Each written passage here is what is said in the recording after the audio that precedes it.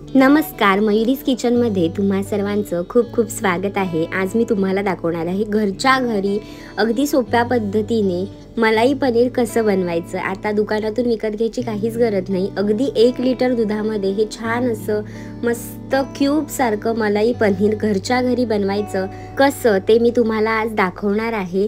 म्हणजे तुम्ही सुद्धा तुमच्या घरी हे मलाई पनीर अगदी झटपट बनवू शकता। तर पनीर बनवण्यासाठी काय करायचं, 1 लिटर दूध घ्यायचं। मी इथे म्हशीचं दूध वापरलेलं आहे, ज्याच्यामध्ये खूप जास्त फॅट्स असतात आणि पनीर सुद्धा छान घट्ट बनतं।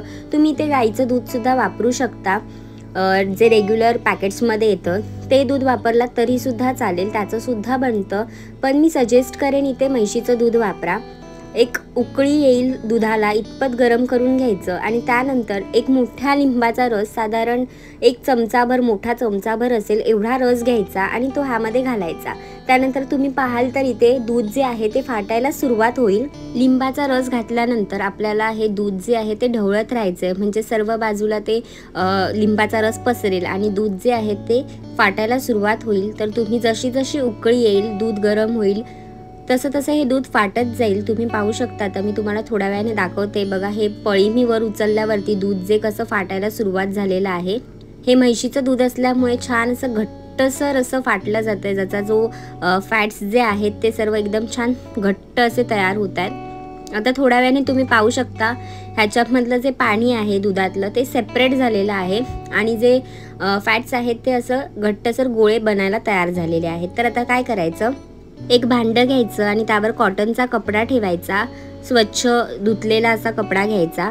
त्याच्यावरती आपण जे दूध सेपरेट केलेलं आहे ते घालायचं, म्हणजे पाणी जे आहे ते त्यातून बाहेर निघेल आणि जे फॅट्स आहेत ते फक्त कापडावरती राहतील। तर मी सर्व काढून घेते आणि त्यानंतर हा जो कपडा आहे तो मी असा बंद करून घेणार आहे। आपल्याला हे बांधून ठेवायचं, म्हणजे यातलं सर्व पाणी जे आहे ते निघून जाईल।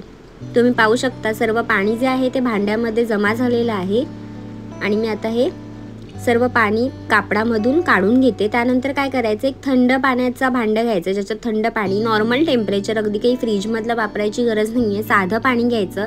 त्यामध्ये ही जे पोटली आहे ती बुडवून घ्यायची। थोडाच वेळ, 1-2 वेळा आपल्याला ही प्रोसेस करायची आहे आणि मग ह्याची घट्टसर गाठ बांधून घ्यायची, म्हणजे सर्व पाणी जे आहे ते निघून जाईल।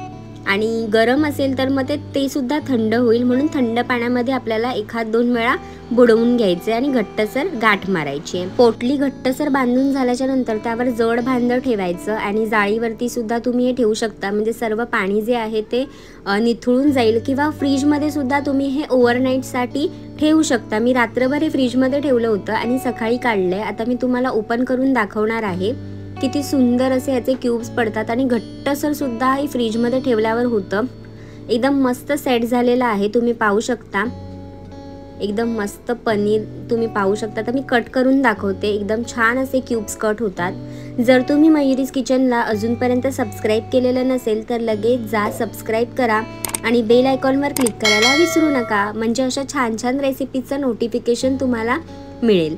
तर आता मी इथे क्यूब्स कट करते आणि तुम्हाला दाखवणार आहे। खूप सुंदर झालेले आहेत पनीरचे क्यूब्स, तुम्ही पाहू शकता किती सुंदररित्या कट होत आहेत। अगदी छान तुम्ही पनीर टिक्का सुद्धा बनवू शकता किंवा पनीर मसाला सुद्धा बनवू शकता। इतके सुंदर असे हे पनीर तयार झालेलं आहे। तुम्हाला माझी रेसिपी आवडली असेल तर लाईक करा, शेअर करा आणि सबस्क्राईब करायला विसरू नका। आणि तुम्ही सुद्धा हे मस्त आणि सोप्या पद्धतीने घरच्या घरी पनीर नक्की बनवून पहा आणि ह्यापासून छान छान रेसिपीज सुद्धा तयार करा। निरोगी खा आणि निरोगी रहा।